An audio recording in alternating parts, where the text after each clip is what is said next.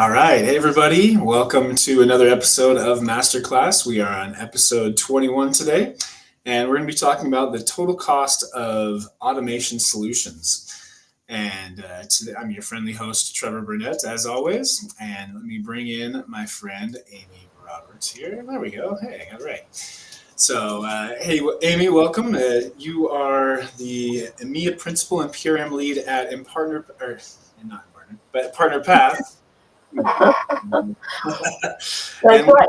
It sometimes feels like I am part of Impartner for the number of times we talk on a weekly basis, Trevor. But no, I am part of PartnerPath, and we can have a drinking game about the number of times we say partner on this masterclass. But maybe just coffee, right? Yeah. Yeah, I liked your blog post the other day about your recent European tour that you did with the Partnership Leaders events. How you said you're an Impartner Partner of the Year, and how much of a mouthful that is. Absolutely, it is. But we like saying it, so we'll keep saying it. That's good. Well earned. So yeah, glad to have you on for this episode, and appreciate you joining us. So yeah, I actually just finished a European tour myself. It was mostly for fun. Did a small event there in Lisbon, and then used the excuse I'm already there, might as well visit a few things. So still a little bit jet lagged. Just got back yesterday. I should use coffee to help me out, but I'll stick with my water, I guess. All right, so let's jump into it because PartnerPath recently did a really insightful report, an in-depth report about the total cost of ownership, or TCO, as we'll say multiple times here, of automation solutions. Right, so you guys are specialty on the PRM side or in those partnership tools. And so, I just wanted to bring you on here to kind of talk about lessons learned and all the things that you, being part of that in-depth report, learned and some of the takeaways that you have to share with the community here. So let me see if I can turn on our visual aids here so you're not just staring at our faces. There we go. Yeah, you're still staring at our faces. You can't get away from this. Yeah, have a picture of our faces. I love that. But yeah, you're right. I'm still getting over some of the conversations that I had around the report. So yeah, it still brings back memories of unfortunate and some fortunate conversations. But yeah, some real lessons learned. But those of you who are watching who might be new to PartnerPath, we don't just write reports. We actually accelerate the impact that partnering has on our clients' businesses throughout the industry, who are normally high-tech vendors. Our services are around things like supporting measurement of partnership impact. So that could be benchmarking against peers or assessments or gap analysis. We also assist our customers in thinking through new partnering models or transformation of their partner programs. And a big differentiator, I believe, for PartnerPath is that we also work in execution. So how lovely is it to say to a consultant, that's a great idea, go do it. There's not many of them that do, but we do. And that's often the part that we help with in terms of impact being recognized of the acceleration. So I know you're a huge fan of ROI, Trevor, at Impartner. It's your favorite acronym. We talk more about impact and measuring impact because we recognize what a return on investment black box looks like. But having said that, total cost of ownership, absolutely close to my heart, having worked on that recent report. But I also have had to do the math, if we're talking American, myself. It's more singular over here, yeah. It's just as difficult. But yeah, I have done the maths for a couple of different lives where I've had to look after PDX projects that I owned myself, but also we've helped some clients with that as well. And the fact is that when you're looking at the partner sort of facing processes and partner automation solutions, it's an absolute table stake for 2024. But evaluating the total cost of ownership goes way beyond what I think a lot of people think of when they first think about the costs. But actually, when you look at the total cost of ownership for these solutions, it's got to cover more than just what the initial purchase order for the solution is. It's got to look at what's the investment look like across the first 2 years, the years after, what resources are you going to need, and where do they sit Are they internally in your organization? Are they externally in partners like us and your ecosystem of partners? Are they in tech, marketing, operations? And really, you need all of this before you can really look at a TCO cost and then map that return of investment to your solution that's been helping you. So that ROI black box is no different in partnering automation solutions. Yay! Well, yeah, it's hard to know your return if you don't even know the full investment. So yeah, and I think we run into this a lot, at least on our experience on the partner side, as a lot of companies are buying a platform like a PRM for the first time and aren't aware of all that's involved. And a lot kind of have the impression or the bias that it's just click an easy button and you're done and the automation will take over. But as people are learning also with AI tools, you still have to show or have the strategy and a lot of pieces in place and to tell the tool what to do. And so that's where a lot of the hidden costs come in. I always use the Field of Dreams analogy, but it does ostracize half our audience because I'm getting old now, and that film apparently is not a cult classic. But they build it and they will come. Unfortunately, doesn't work for anything other than ghosts of baseball players. But you're right. It all starts very, very early when you start thinking about the total cost of ownership in evaluation of the technology selection, if you're lucky enough that you get to choose what you're using, because a lot of our audience will have their solution thrust upon them. But when you are looking at new solutions in the automation space, it's natural. The minute you think about it, you start thinking, okay, like I just need to understand the licensing costs. How much does this stuff cost? And that's a valid part of it, right? It's an investment. There's often a budget associated that needs to be the right kind of associated budget to the right solution, not just for now, but keeping an eye on the future in terms of roadmap of your own organizational needs, but also of the technology and where it's heading.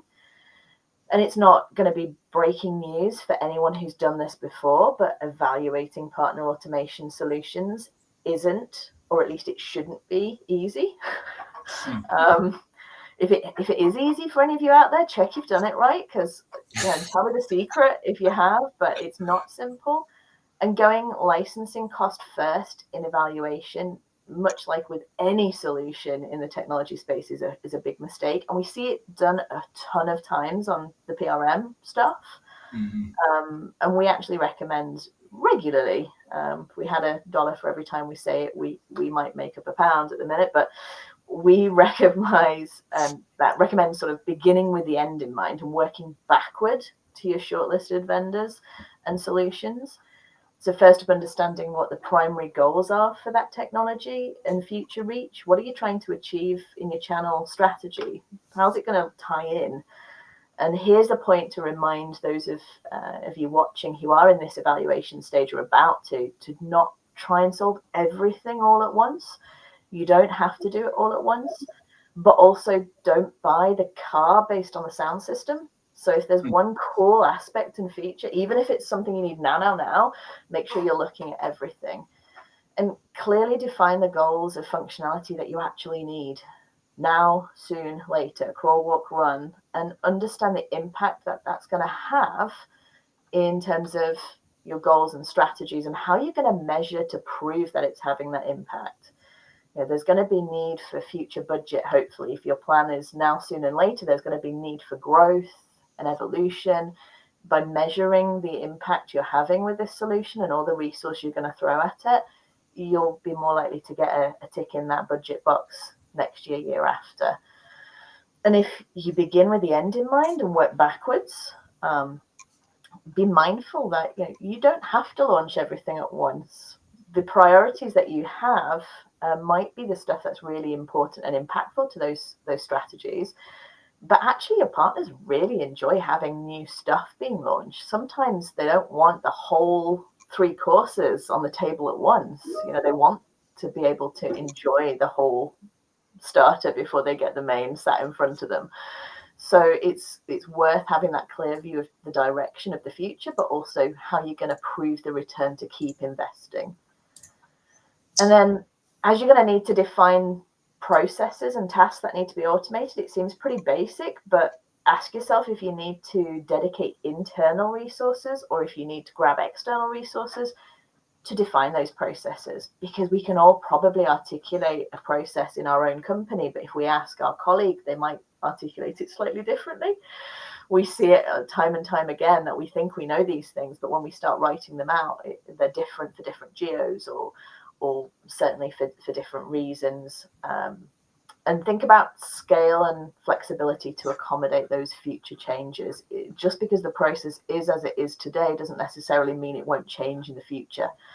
Make sure you get all your business areas aligned on those processes so that you avoid power struggles and heated debates in the future, talking from experience, especially between business and IT.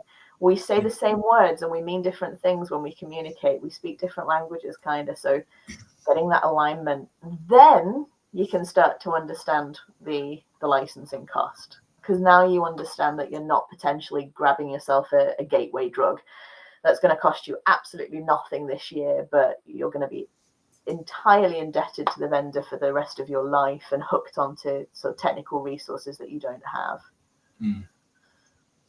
And yeah, that battle between business and IT is very common, as you mentioned.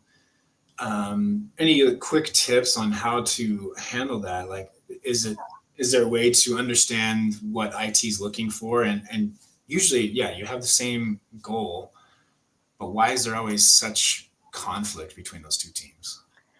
I think a lot of the time it's not having a true sort of racy model, understanding of who's responsible and owning things and who's actually, indebted to support and consult on stuff. So I think having a real structure and governance to your colleagues around the organization who can give you time, effort, and support on this is really important. But it's also important to understand what you're asking of them. When I grab you into a call and I say, hey, Trevor, can you come and show this piece? Because I need your opinion on this piece. You go in there with an understanding of what your role is. If I just ask you to come, you'll probably talk all over it and sell Impartner all over it, as you should, right? But I think it's about setting expectations for the roles that people play, but having them involved, not being a part of the organization where you hide and keep a barrier. Open up the conversations to the CFO, to the CEO. This is an important technology that's going to impact your business strategy. So instead of waiting for them to come and find you in the office and poke their nose in, invite them in early and get them in front of the vendors, get them in front of people to understand and show them your workings around your total cost of ownership. Show them you're prepared to understand what it takes to execute this successfully. Yeah, that's a good point, because I have seen in multiple companies where the partnership team tries to just take it on themselves and hide it a bit from IT, knowing that there will be that conflict or pushback. And eventually it comes to light, and then IT is going to block the project, and it just makes everything worse. So, yeah, I agree. Having that open communication, making them feel fully involved, because they should be involved in the acquisition process, is important. Too right. And you've got to be nice to your IT colleagues, because they're hugely important in this phase of execution. So once you've finalized your evaluation and you move on to execution stage, you still got to be thinking about that total cost of ownership and how much, investment and cost there's going to be. And now it's about a decision really between, as you come out of that evaluation, configuration versus implementation. So we often use that word interchangeably, and we really shouldn't. I'm going to try not to, as I've thought this through for this session. But in total cost of ownership terms, it's important to understand to what extent you're going to be implementing or configuring your solution that you select. Especially important if you're inheriting this, right? So you won't have had that evaluation phase to think this sort of stuff through. And some solutions are really hungry. They're highly customizable, require huge technical expertise for anything. It seems to me, who's not a technical person, but others are designed for ease of configuration by mere mortal non-technical users like me. And only a little sprinkle of IT magic is needed in things like CRM sync or some pre-written connections. So, even with those little sprinkle of magic from the IT team, you can often speed those up by buying some good coffees for your colleagues. But joking aside, there's a huge difference between the type and size of resources and therefore the cost of them that you're going to need to support different motions. And Trevor, we can talk about it, even without going outside of Impartner, right? The solutions like Impartner Classic requires a true implementation that involves smart people putting fingers on keyboards. Some of our ecosystem partners, like Is Inspired and others, do that sort of work. And the alignment of the solution with specific business processes is often something that's slightly customizable as well. And needing that specialized technical expertise, you may have to look outside of your organization. Mm-hmm. Especially if they're the same people who are dealing with other systems, like maybe your CRM. They're usually going to get pulled into CRM before they get, a priority case for the PRM to be looked at. Are you saying that partnerships isn't the number one priority for every company? Well, it is for me. And I'm sure Ryan would say it is for Impartner, but partnering is in our title. So, but it's worth mentioning as well, the heavier technical implementation solutions are also ones that usually are hungry ongoing as well, and that need that technical resource to change and deliver new things out of the solution. So if you're going down that route or you've inherited that route, you need to be aware that the initial costs are going to be there, but there may be ongoing management costs. And on the flip side of that decision, staying again still in-house with Impartner is something like your PX solution. So minimal technical intervention, easily configured, immortals, ongoing enhancements completed by the customer, you guys out there. The initial configuration is about sort of setting up parameters, rules, and then learning the skills to be able to manage that ongoing. And I can hear now, CFOs being like, sounds cheap, let's go for it.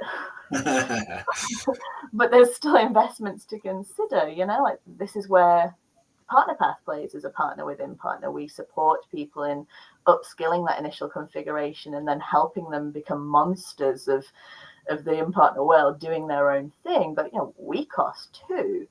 And it's not just the cost of externals, it's the cost of your own team. Do you have people who are willing to be upskilled in this and then take this on as that ongoing management is easier than what we were talking about in implementation, but it still comes with a cost and with time. So looking at total cost of ownership, it's not a case of choosing a really expensive solution in terms of technical cost and resources or a really cheap. There's still the same sort of weight. It's just that there's going to be different skill sets, different timelines associated to it. Yeah, so it sounds like the ease of use of the tool, not only in implementation, but that ongoing, keeping your content fresh, being able to do all the things of the management of the solution is really the piece that I don't think people fully understand or consider. So it's kind of, as you have this graphic laying out these salaries and the costs of all these individuals, is very eye-opening, really.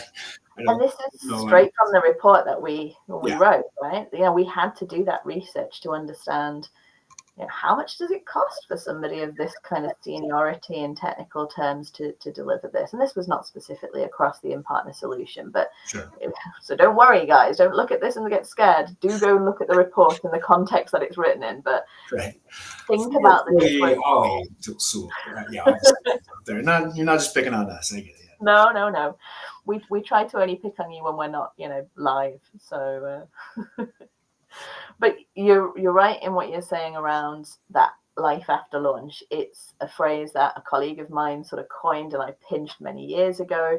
But it's not just about the launch party, although we thoroughly enjoy arranging and supporting launch parties for portals, but it's about the experience ongoing as well. And that costs. A good experience costs. We know that, going to our favorite restaurant, if it's had a makeover, it's certainly a better experience, but it's cost something.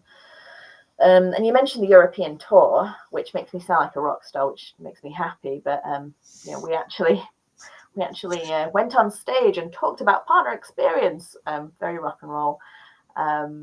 We workshopped the topic of digital partner experience, or PDX as we like to call it. And we all agreed and patted each other on the back about the importance of a good PDX.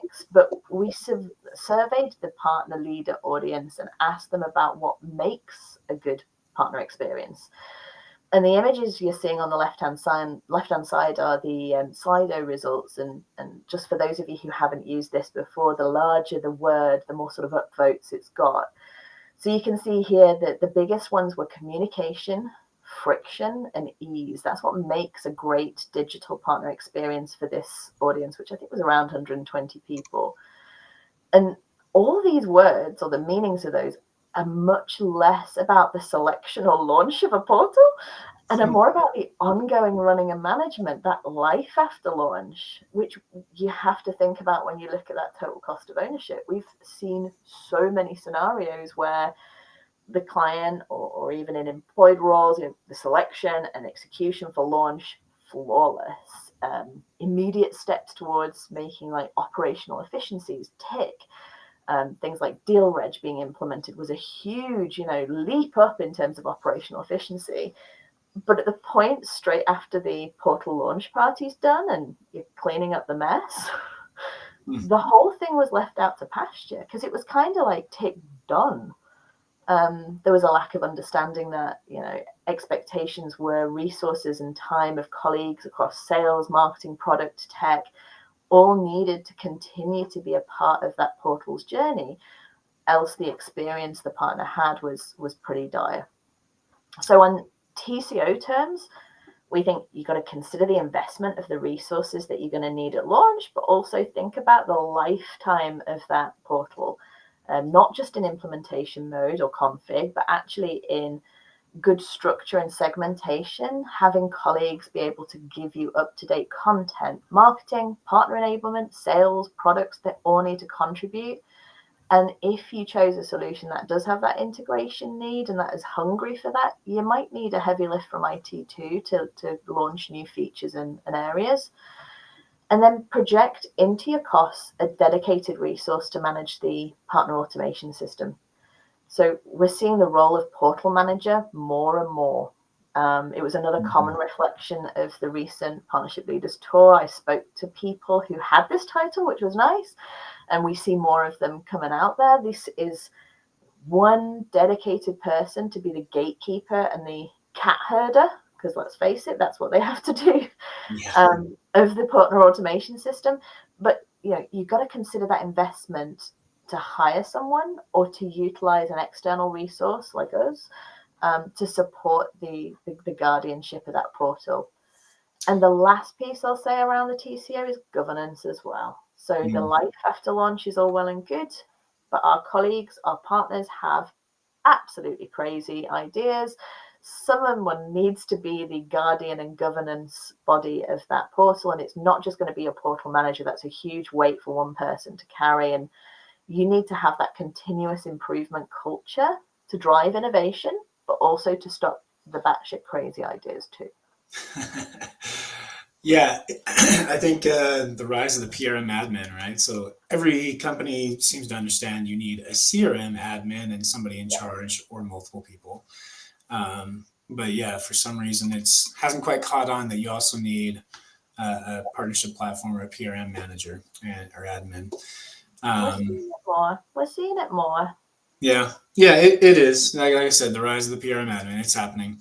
But yeah, there was a lot, I've been working with Impartner for almost 9 years now, and a lot of times over the years where I go out and help with visiting with customers with our account management team, and a shocking number of people where we go in and do a little health check. Okay, well, you've been with us for 2 years. Let's see what we have.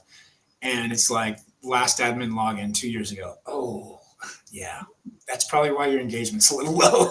You're a bit stale. You're not even communicating with your partners for 2 years. That's a long time to just let it ride and nothing happening. Like, of course, they can be, getting deal registrations and whatnot, but your training's old, your content, your marketing material, everything has just gone completely stale. And so, keeping up with that is definitely a critical piece of the whole experience.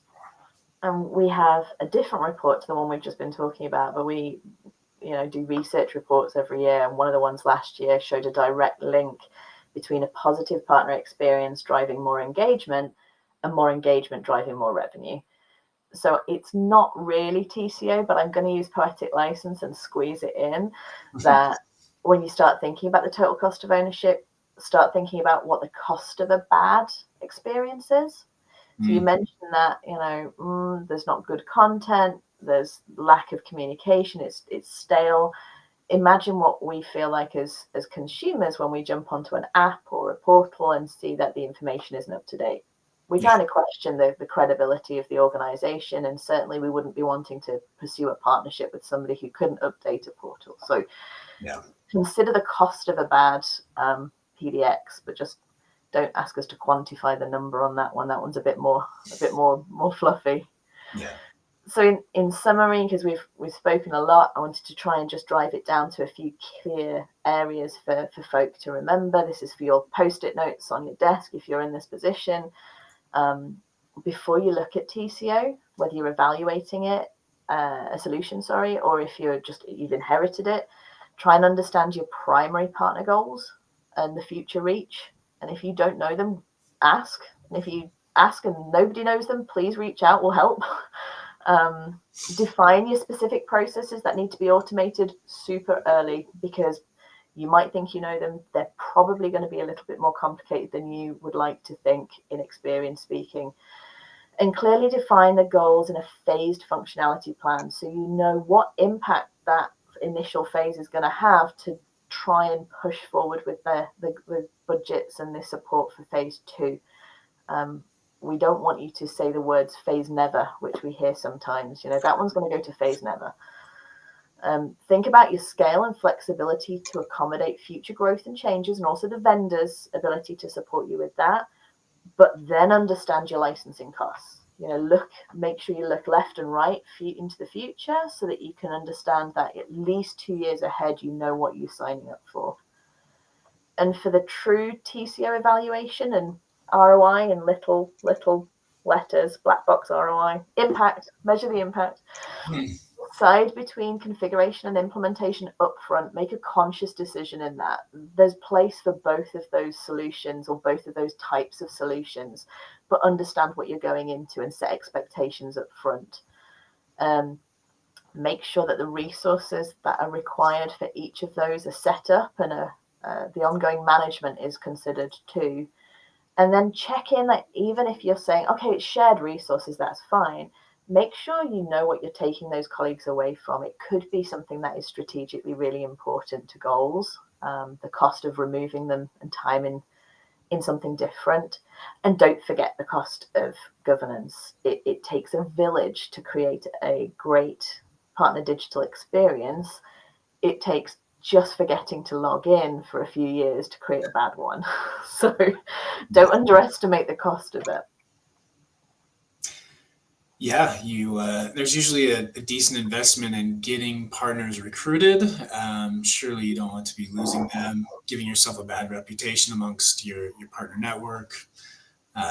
That's, like you say, it's fluffy, but surely it's easy to understand that there's some negative results there if you're not able to take care of it.